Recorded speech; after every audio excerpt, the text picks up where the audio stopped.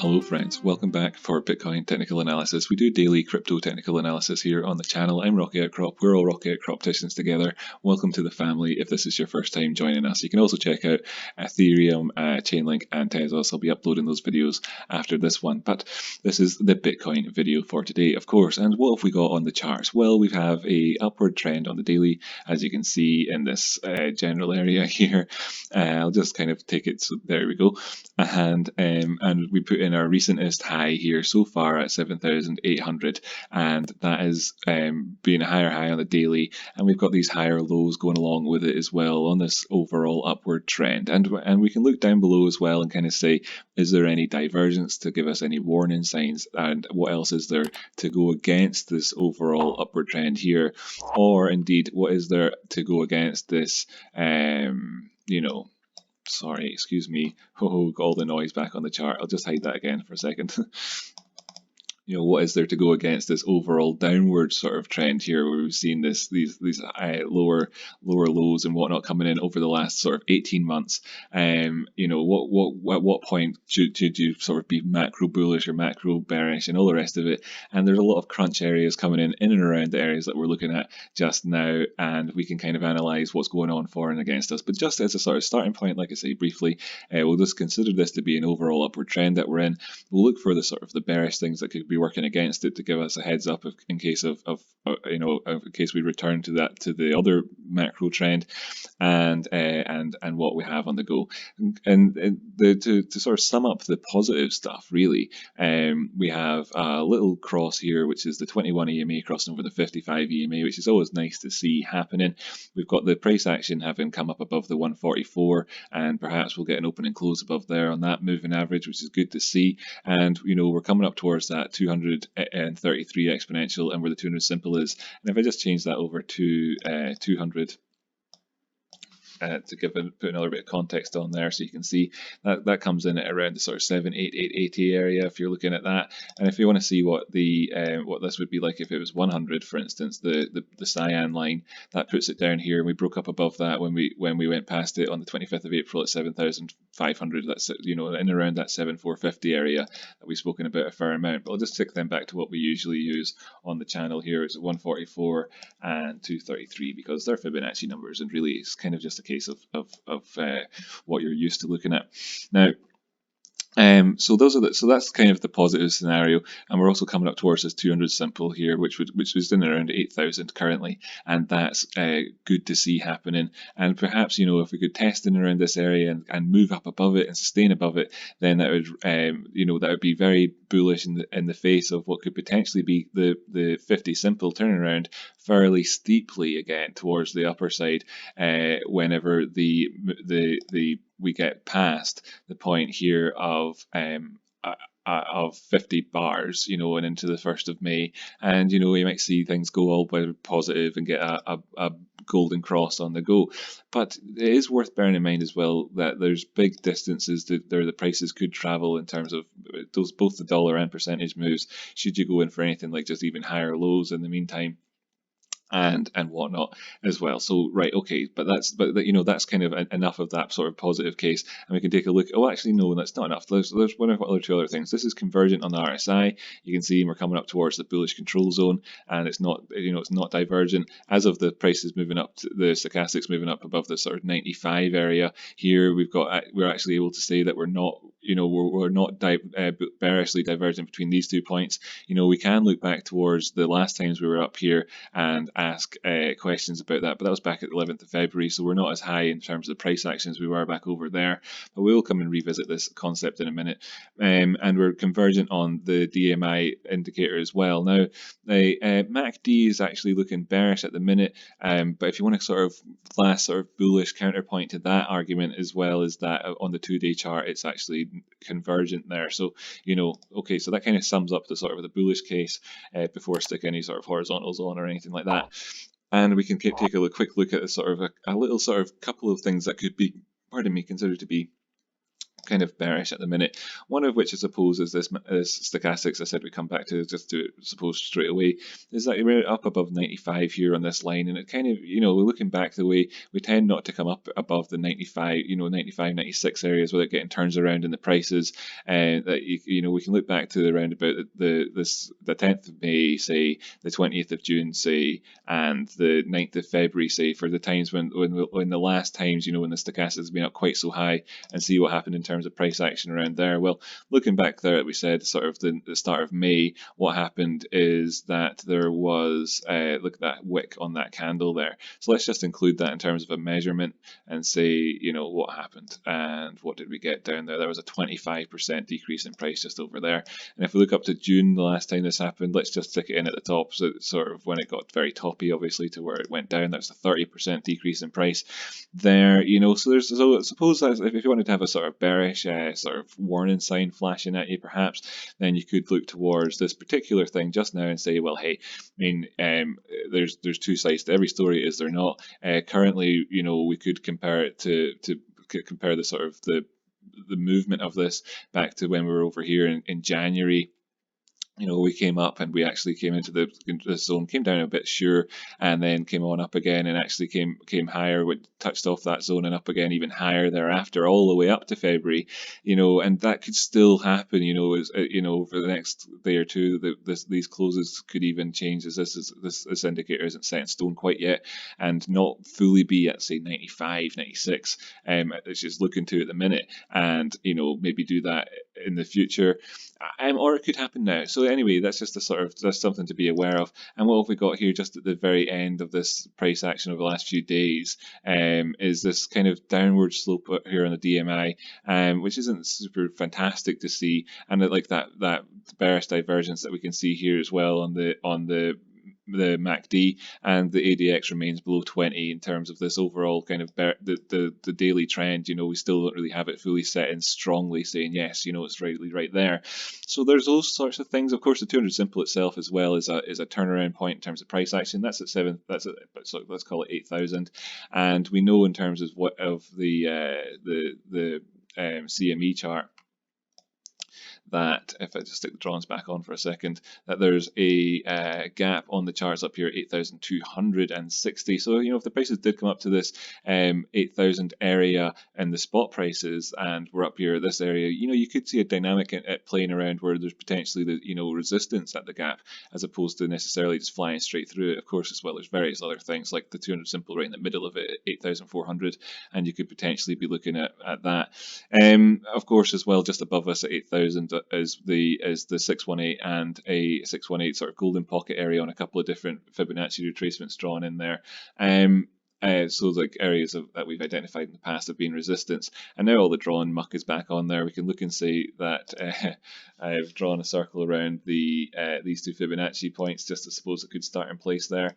The 382 on the sort of the big highs in June down to the lows there in March, June 19, March 2020, puts the 382 of that Fibonacci retracement in there at that 8,000 level, which is also where the 618 is of this Fibonacci, which is the Valentine's Day to Friday the 13th wick to wick Fibonacci retracement. Okay, so that all comes in around a big confluence of stuff in that 8,000 area, where you could obviously potentially see prices turn around in there.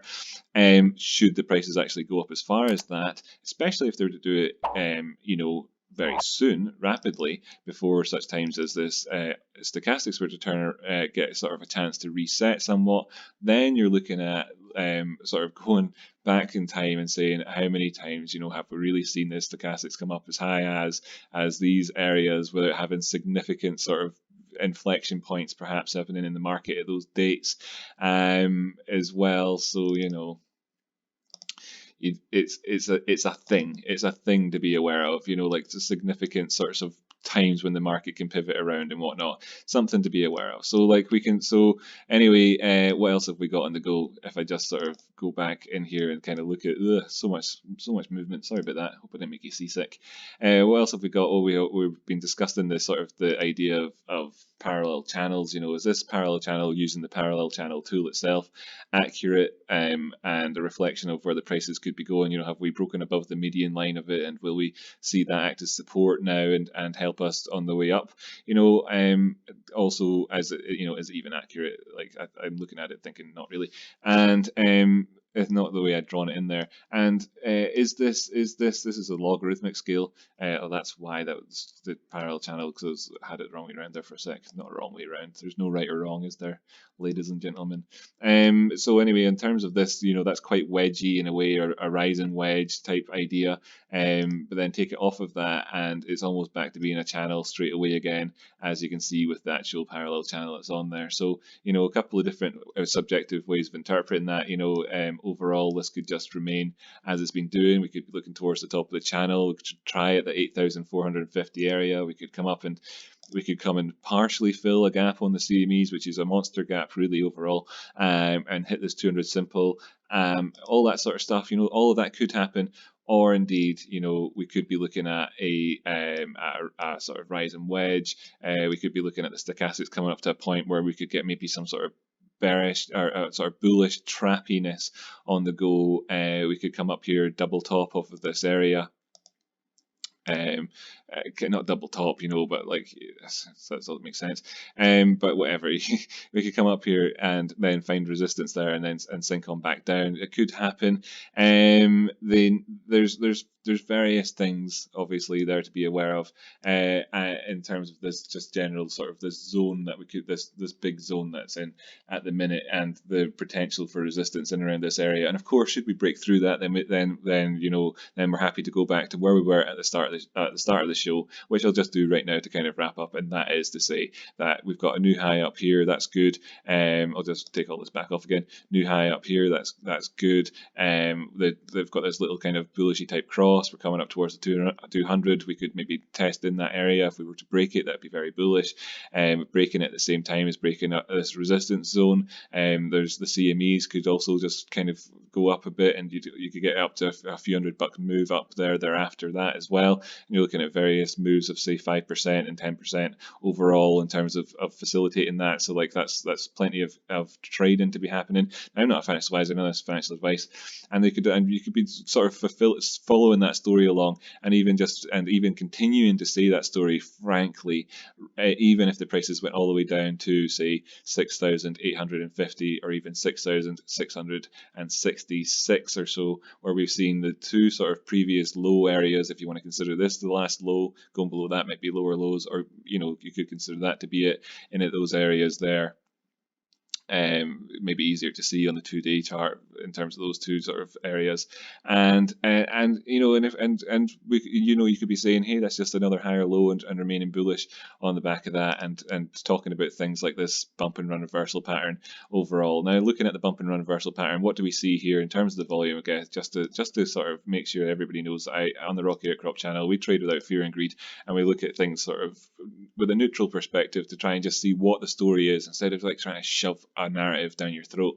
And you can see the volume just you know is just dropping off continually along here. We've not got any increase in volume worth talking about here in terms of the 2-day chart. It's more apparent, I think, than it is on the 1-day chart, because there's this large candle here which happened during this particular price movement here. But overall, actually, you know, if you want me to be a bit more clear, maybe that's makes it a bit more clear. You can see that the prices have been, the volume's been diminishing still continually, you know, which just doesn't speak well for this bump and run reversal pattern here, which is this particular, you know, maybe I should make it a different color or something so you can see what I'm talking about more clearly. Oh my goodness, that's what it's like when you've got so much muck on your chart. White line, there we go, a white line. So yeah. Anyhow, I think that kind of wraps us up for today. So what's the summary on that? The summary is that things have been going well, have been doing well. There's potential areas for prices to turn around up above. There's also potential targets there if you want to continue to look towards them for taking profits and whatnot. And you can be aware of that there in terms of those things. And of course, in terms of the downward side targets, you could also remain bullish with that same narrative all the way down to those areas there. And that before just in terms of saying that you're putting in a higher high, you're above this trend line and yada yada yada.